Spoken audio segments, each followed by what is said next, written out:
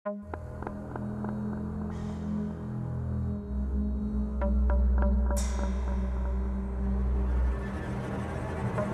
araw po sa lahat ng mga nakikinig. At sa inyo na rin po, Sir Misterio. Tawagin niyo na lang po akong Noel. Hindi ko na lang sasabihin kung taga saan ako. Basta isang tahimik na probinsya lang dito sa Visayas. Tahimik dito sa araw. Pero kapag gumabi, ibang usapan na. Lumaki ako sa baryong puro puno, palayan at mga lumang bahay. Simple lang ang buhay. Pero tuwing lumalapit ang gabi, parang lahat ng tao ay nagmamadaling pumasok ng bahay. Bago mag alas 7, wala ka nang makikitang naglalakad sa daan. Tanging ang mga aso na lang ang nag-iingay. Ang hangin, malamig at mabigat. Parang may kasamang kakaibang amoy. Amoy lupa na parang may halong karne na nabubulok. Noong taong 2018, umuwi ako sa amin para dalawin ng nanay ko. Matagal na akong hindi nakakauwi. Kaya napansin ko agad na parang mas tahimik na ang baryo. Walang tumatahol na aso, walang bata sa kalsada. Kahit yung mga matatanda, parang takot nang lumabas kapag gabi. Sabi ng mga kapitbahay, may mga hayop daw na nawawala. Mga manok, baboy, pati aso. Sabi nila may gumagala raw na aswang. Hindi ko pinaniwalaan noong una.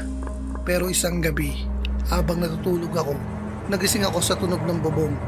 Parang may mabigat na bagay na naglalakad. Hindi lang simpleng langit-ngit, parang kuko na kumakaskas sa yero. Mabagal, pero malinaw na malinaw sa pandinig ko. Tumindig ang balahibo ko. Hindi ako gumalaw, pero pakaramdam ko may nakatingin mula sa itaas.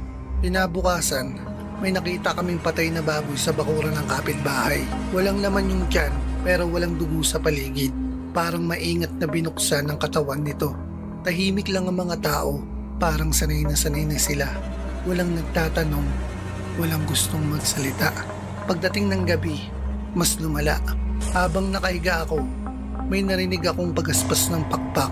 Malakas, mabigat, paikot-ikot sa paligid ng bahay. Minsan sa bubong, minsan sa likod bahay. Walang ihip ng hangin pero gumagalaw yung mga dahon. Hindi ko alam kung anong hayop yun, pero ramdam kong hindi normal. Meron pang isang gabi, umuulan ng mahina. Tahimik ang paligid, pero bigla kong naamoy yung para bang amoy ng dugo, sariwa at sobrang lansa na masangsang sa ilong. May mga yabag sa labas, mabagal, parang may hinahanap. Pagkatapos, naririnig ko yung tunog ng kuko sa bintana. Pakaskas-kaskas at minsan pahinto-hinto at biglang kakaskas ulit. Parang may mga kumakapit sa dingding. Ang tanging ilaw ko lang noon, yung ilaw sa pose sa labas at sa pagitan ng mga anino. Parang may dumadaan na nilalang. Kinabukasan, nakita ko sa lupa yung mga bakas ng paa. Malalaki, mahahaba ang daliri at parang may matutulis na kuko. Walang sino man ang umaamin na nakarinig ng kahit ano. Pero yung mga mata ng mga tao sa paligid, parang takot na. Simula noon, gabi-gabi ako nagigising. Hindi dahil gusto ko, kundi dahil hindi ako makatulog. At tuwing hating gabi, naririnig ko pa rin minsan yung pagaspas ng pakpak sa malayo. Parang naghihintay na mabibiktima.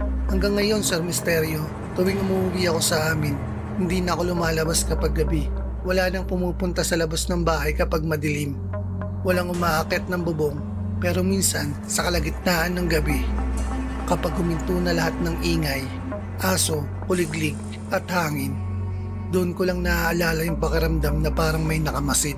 Kasi sa probinsya namin, hindi mo kailangan makita ng aswang para maniwala.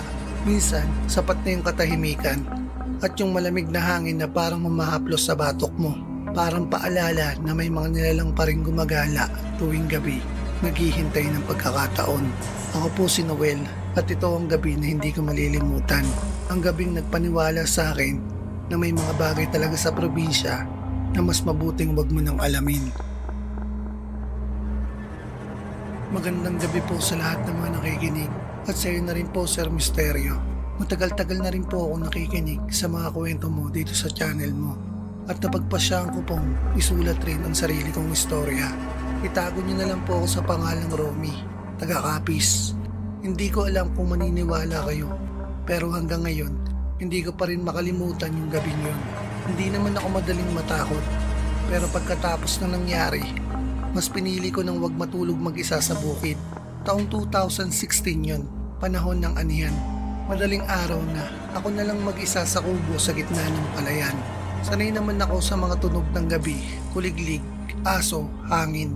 Pero ng gabing yon, biglang tumahimik ang lahat. Walang kahit anong tunog, doon pa lang parang may kakaibang pakiramdam na ako. Habang nakaupo ako, napansin kong parang may gumagalaw sa gitna ng palayan. Akala ko hayop lang, baka pusa o aso. Pero habang lumalapit, napansin kong mataas, parang tao. Hindi ko makita ng malinaw dahil madilim. Pero kita ko yung mga palay na dumadapa habang dumadaan siya. Tapos parang may naamoy akong malansa, amoy dugo. Maya-maya may narinig akong pagaspas. Mabagal pero mabigat. Napatingala ako pero wala akong nakita. Puro dilim lang sa paligid. Yung lampara ko, biglang humina yung apoy. Hindi ko na inantay kung ano pa yung susunod. Pumasok ako sa loob ng kubo at isinara yung pinto. Buong gabi na po akong hindi nakatulog nun sa misteryo. Pagsapit ng umaga, pagbalik ng mga pinsan ko, nakita namin yung mga manok ng kapitbahay namin sa likod. Wala na silang buhay. Walang dugo, pero butas ang tiyan. Tahimik lang kaming lahat kasi alam na namin kung ano ang ibig sabihin nun. Sabi ng matatanda, kapag ganyan daw ang itsura ng manok, aswang lang daw ang makakagawa ng ganyan. Simula noon, hindi na ako natutulog mag-isa sa bukid. At kahit matagal na yon, tuwing tahimik ang gabi at maririnig ko yung pagaspas ng pakpak sa malayo, parang bumabalik lahat ng takot ko. Doon ko talaga naintindihan na yung mga kwento ng matatanda tungkol sa aswang, hindi lang pala talaga, basta panakot. Ako nga pala si Romy, taga-Capiz. At ito ang karanasang hindi ko na malilimutan habang buhay. Magandang gabi po sa inyo, Sir Misteryo. At sa lahat na rin po ng mga nakikinig. Tawagin niyo na lang po akong Lando. Pinanganak at lumaki dito sa Samar. Hindi ko alam kung may paliwanag ba talaga ang nangyari sa amin noon. Pero sigurado ako hindi na ako ulit makakatira sa bahay na yun kahit na kailan. Taong 2018, nang lumipat kami sa isang lumang bahay sa may liblib na parte ng aming bayan. Nakuha lang namin yung bahay sa kamag-anak, kaya halos libre. Medyo sira na, luma na ang kahoy at kalawangin na ang bubong. Pero sabi ko, ayos na yan, basta may matitirhan. Noong una, tahimik lang naman. Pero ilang linggo pa lang, napansin ko na parang may bata sa paligid. Minsan, may maririnig kaming tumatakbo sa itaas kahit wala namang second floor. May mga laruan ding biglang lumalabas. Luma, marurumi. Mga laruan na kahit kailan ay hindi namin binili o pag-aari ng kahit sino man sa amin. Isang gabi, habang nanonood kami ng TV, narinig namin parang may tumatawa sa likod ng bahay. Hindi naman malakas pero malinaw. Tawa iyon ng isang bata. Pinilit ko na lang na wag pansinin. Mga kapitbahay lang o pusa lang sa labas. Pero tuwing alas 10 ng gabi, doon lang palaging lumalabas yung tunog. Minsan, parang tumatakbo sa bubong. Minsan naman sa ilalim ng bahay. Lumipas sa mga araw at nagsimula ng matulog sa isang kwarto ang pamilya ko. Hindi dahil sa takot, kundi dahil hindi na rin kami mapanatag kapag gabi. Lalo na ako kasi tuwing nagigising ako sa 10 oras, parang may nakatingin sa akin mula sa pintuan. Hindi ko makita ng malinaw. Pero palagi siyang maliit na anino, parang bata. Isang umaga habang naglilinis ako sa likod ng bahay, napansin ko yung lupa sa may dulo, parang bagong hukay. Inabunan ko na lang ulit, hindi ko na pinakailaman. Pero simula noon, hindi na ulit tumigil yung mga kakaibang ingay gabi-gabi. Hindi ako naniniwala noon sa multo, pero ng mga sumunod na linggo, parang lagi kaming minamasdan. Kahit araw, may pagkakataong may laruan ulit sa may pintuan. Yung tipong lumang goma o sirang manika. Tinanong ko ang mga anak ko, pero hindi sa kanila. Sabi rin ng kapitbahay, noon daw bago kami tumira doon, may batang nalunod malapit sa poso sa likod. Simula raw noon, wala nang nagtatagal sa bahay na iyon kahit na sino man. Hindi ko alam kung totoo yun o kwento lang na matatanda. Pero nung gabing umalis kami, hindi ko makakalimutan yung nakita ko. Habang sinasakay namin ng mga gamit sa tricycle, napalingon ako sa bintana. May maliit na aninong nakasilip lang, parang nakangiti. Pagkakurap ko, biglaan na lang siyang nawala. Simula noon, hindi na namin binalikan ng bahay. Hanggang ngayon, kahit dumadaan ako malapit doon, hindi ko magawang tumingin sa direksyon ng lumang bintana. Parang nakikita ko pa rin ang batang nakamasid pa rin sa amin. Muli po, ako po si Lando, taga Samar. At hanggang ngayon, hindi ko alam kung bakit parang hindi namin kayang iwan yung bahay kahit matagal na kaming lumipat. Parang may batang naiwan doon na ayaw kaming bitawan. Magandang gabi po sa inyo, Sir Misterio. At sa lahat na rin po ng mga nakikinig sa channel mo. Ako po si Joel, tubong Quezon Province. Isa po akong woodcutter at madalas akong maakyat sa bundok para magputol ng kahoy at magbenta sa bayan. Sanay na po ako sa gubat, sa lamig, sa dilim at sa mga ingay ng kalikasan. Pero may isang gabi po na hanggang ngayon hindi ko makakalimutan. Panahon po yun ng tag-init, pero sa bundok palaging malamig kapag gabi. Kasama ko noon ang dalawa kong kaibigan at nagdesisyon kaming magpalipas ng gabi sa gilid ng sapa para maaga kaming makapagsimula kinabukasan. Tahimik ang paligid, lagaslas lang ng tubig at tunog ng mga kuliglig ang maririnig. Bandang 10:00 ng gabi, habang nakahiga kami sa tolda, bigla akong narinig yung parang tunog ng kahoy na hinahampas. Hindi malakas pero paulit-ulit. Akala ko may ibang nagpuputol din ng kahoy, pero imposibleng may tao pa sa oras na yun. Pinilit kong huwag pansinin, bago ni lang. Maya-maya, narinig ulit namin, mas malapit na. Parang may humahampas ng kahoy sa lupa, dahan-dahan, tapos suminto.